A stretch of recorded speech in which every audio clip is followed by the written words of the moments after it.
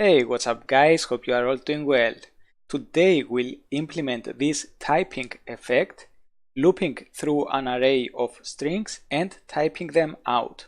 For this purpose we'll use HTML, CSS and vanilla JavaScript. Let's go!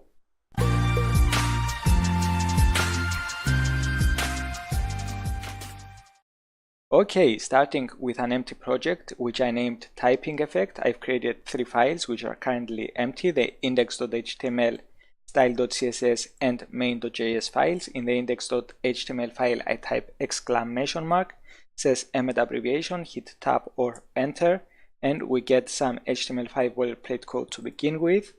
Let's set the title typing effect. And let's link the external files to the document.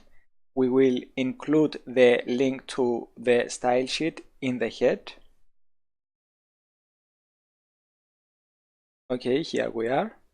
And the link to the JavaScript file in the body right above the closing body tag. main.js.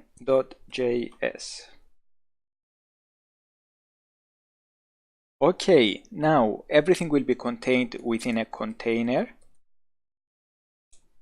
And let's use a paragraph tag to include the text. We could of course alternatively use some heading tag or whatever, but let's go with a paragraph tag.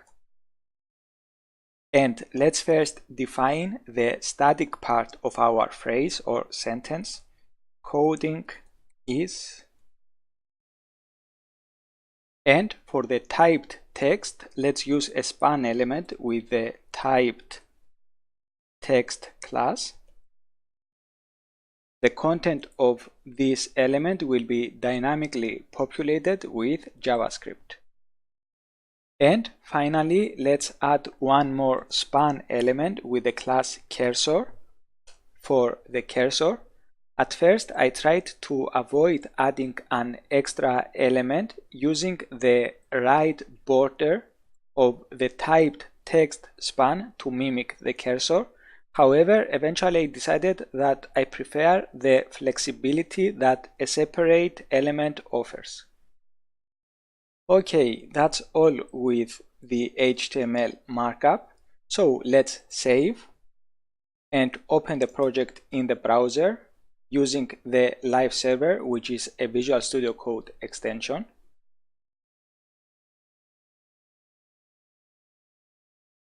So this is what we've created up to this point, and let's move on to styling with CSS. For starters, I will paste some basic styling in order to save some time, just importing the Montserrat font family, which will be the font family for the body. Also resetting margin and padding to 0, as well as box sizing to border box for all elements.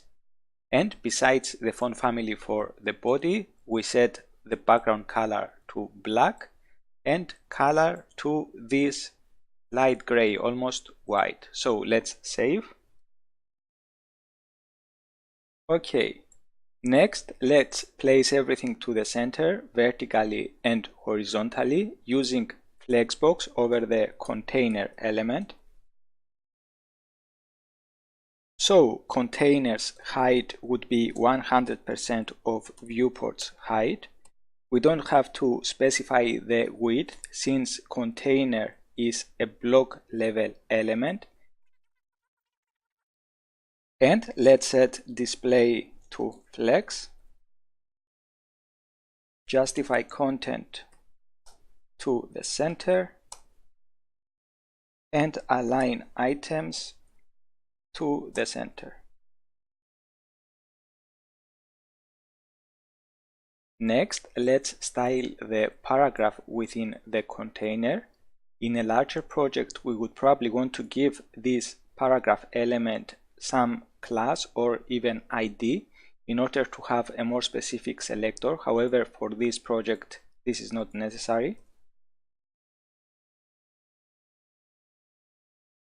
So let's set font size to 3 U2. I'm kidding, I mean REM. If you like rock music, you probably got the joke, which was horrible anyway. And let's set font weight to bold, letter spacing to 0.1 rem, and text align to center for the text within the paragraph element. So even if text extended to more than one lines, it would still be centered horizontally. Next, let's style the typed text, and in order to make styling a bit easier, let's hardcode something here for now. Now, styling for the typed text is not really necessary. However, I would prefer to set font weight to normal and color to this orange-ish color. Okay, and now the cursor.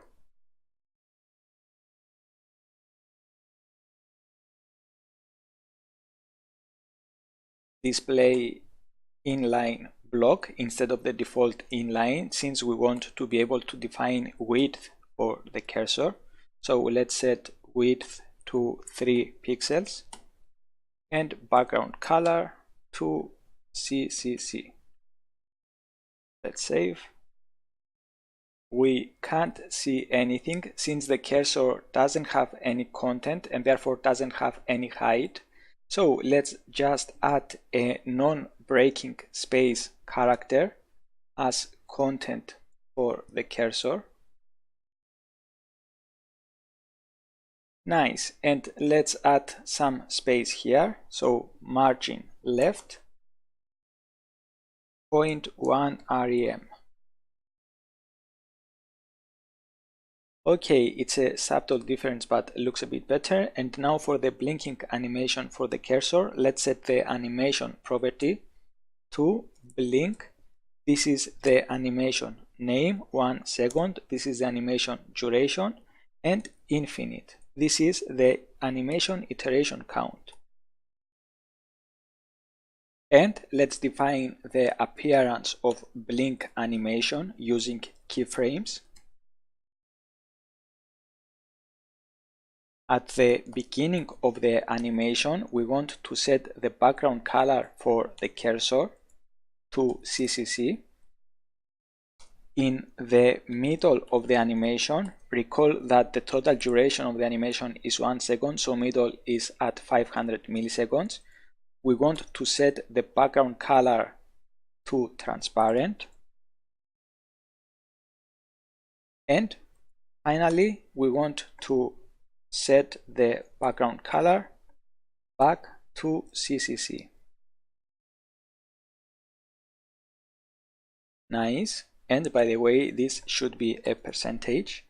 Notice that this would also work even if we didn't specify the starting and ending styling. And that's because it is defined here. However, let's keep these two for clarity. And instead for the cursor to fade in and out, I would prefer a more instant blinking. For this purpose, let's keep the background color unchanged until 49%, so that the transition takes place between 49 and 50, so it's almost instant. And let's do the same with this one. Keep it unchanged until 99%.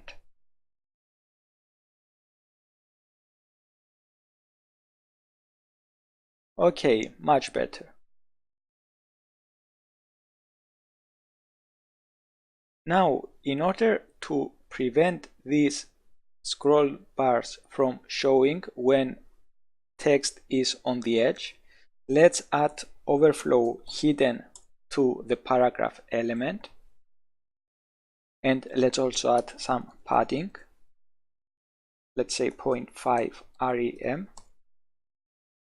Normally, we would also add some padding to the container. However, for this project, let's keep it like this.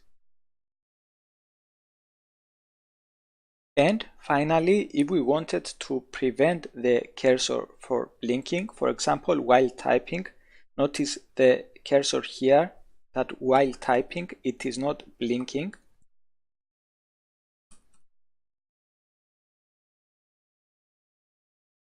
So in this case, we could add a class to the cursor. Let's say the typing class, setting the animation property to none.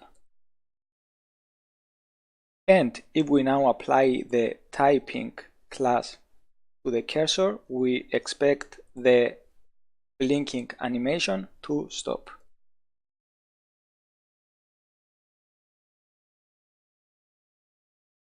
Indeed. And let's leave it like this for now so that blinking does not distract us. This is not necessary anymore. Okay, let's proceed to JavaScript. For starters, let's define the variables we are going to need. So const text array. This will be the array of strings. So coding is hard, fun, a journey, and life. And by the way, guys, I would like to know what coding is for you, so please feel free to share in the comment section below. Next, let's define the typing delay, and let's set it to 200 milliseconds. This will be the delay before typing the next character. And similarly, let's define the erasing delay, and let's set it to 100 milliseconds. So typing will be slower than erasing since it has a larger delay. And let's also define the new text delay, and let's set it to 2000 milliseconds, 2 seconds. This will be the delay between the current and the next string. So for example, as soon as the first string is typed, then a pause, a delay of 2 seconds will take place before starting the erasing process. And finally, we'll need to keep track of the current string as well as the current character. For this purpose, let's define indexes. So let text array index equal to 0, starting from the first element of the text array, and let char index equal to 0, starting from the first character.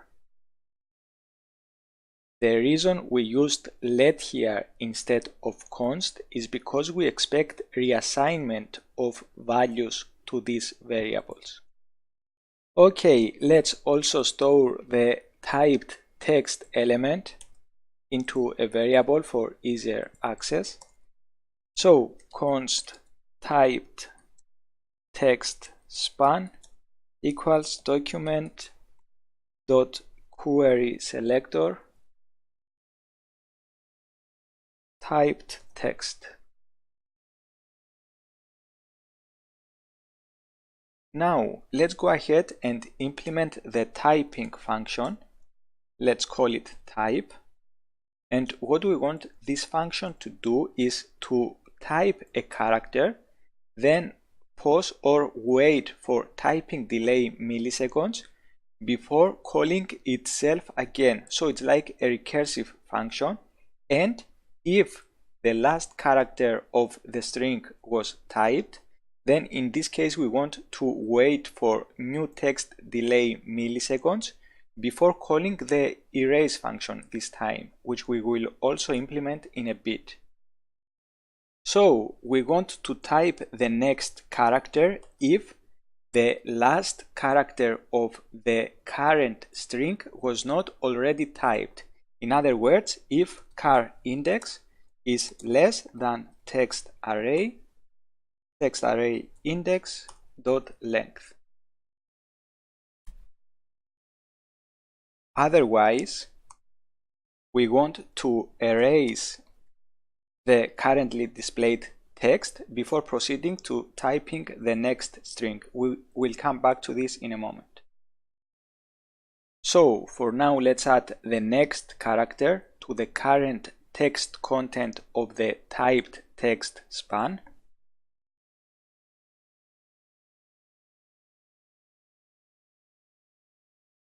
This is the current string, and in order to get the character, we'll make use of the char add method, which returns the character at the specified index, char index.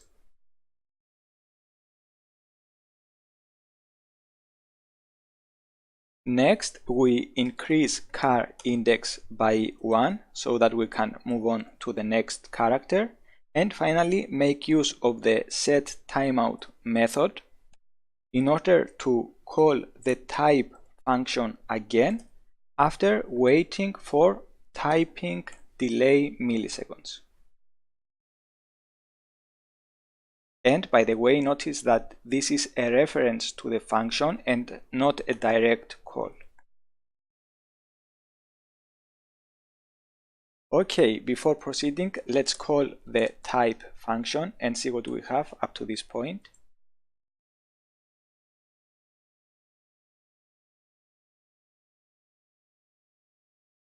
As expected, the first string is typed, then char index becomes equal to 4, which is the length of the first string, and therefore the else code block is executed, which is currently empty, and then the type function execution stops.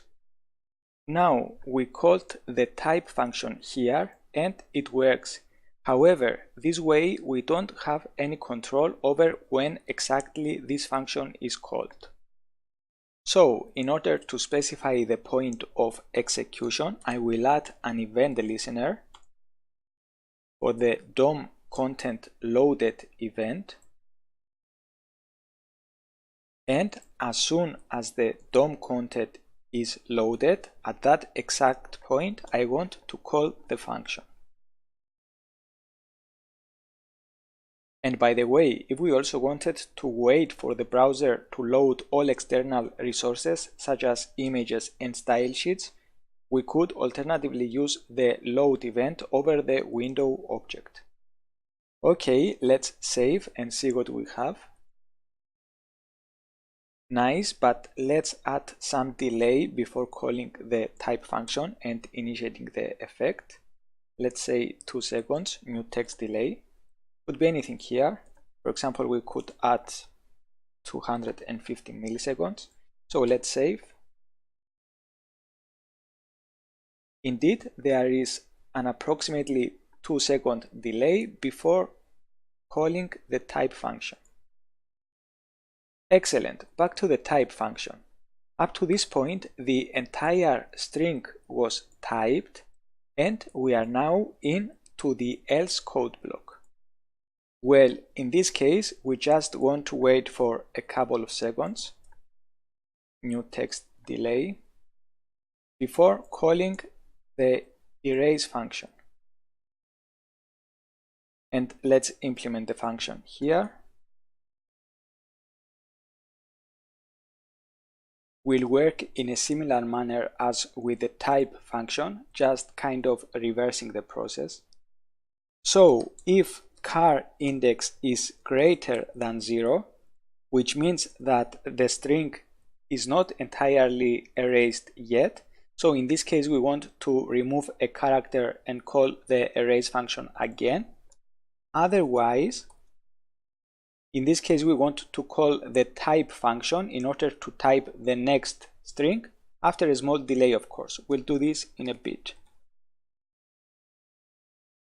So, in order to remove a character, we have to take a slightly different approach since the opposite functionality is of course not possible for strings. So, let's set the text content of typed text span to be equal to the substring of the current string starting from index 0, so starting from the first character, up until but not including char index -1. And let's explain this with an example. The first time the erase function is called in our example, char index has value 4, which is the length of the first string. So in order to remove the last character in the first repetition of the erase function, we have to take the substring starting from index 0 up until but not including index 3, char index -1. We then of course reduce char index by 1 and call the erase function again after a small delay, the erasing delay. And as soon as char index gets to 0, which means that the entire string was erased, we get into the else code block. And in here we want to increase text array index by 1 so that we move on to the next string. But we also want to check whether text array index is greater or equal to text array.length. And in this case, we want to reset text array index back to 0 so that we keep on infinitely looping through the strings in the array. And finally, we want to call the type function in order to type the next string after a small delay. Let's say typing delay plus 1100 milliseconds. And that's all, I think. Let's save and see what we have.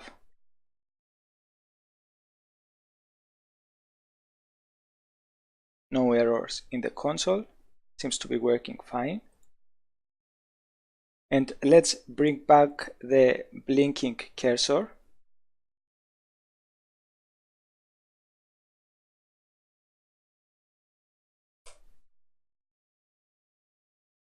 Okay, let's save and check the result. Very nice.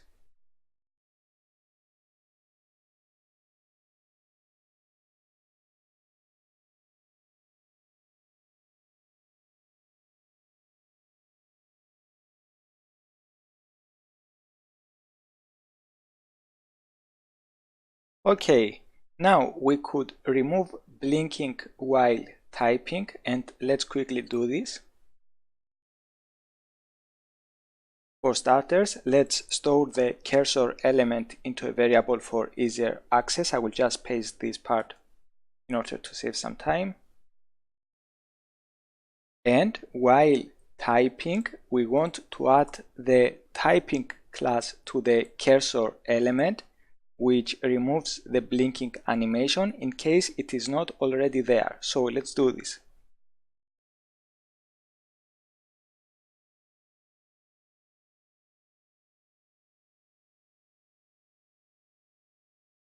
And as soon as we are done with typing, we want to bring back the blinking by removing the typing class.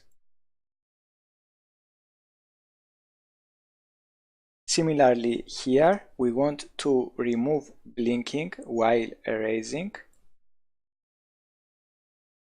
And we want to bring it back as soon as erasing is done.